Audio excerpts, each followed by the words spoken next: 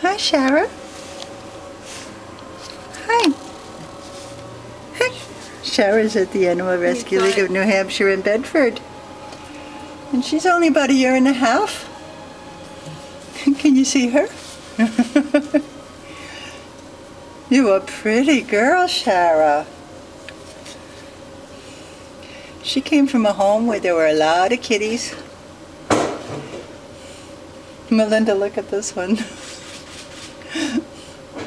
She's posing. Oh, now you do it. Melinda wants to get a photo of you too.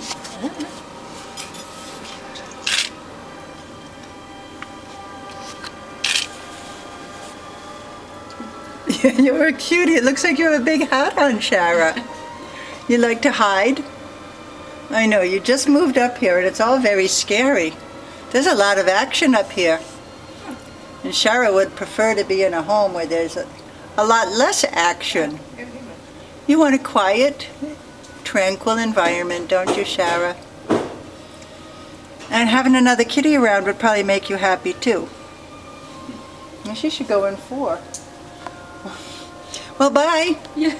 I guess the show is over. Done visiting. Oh.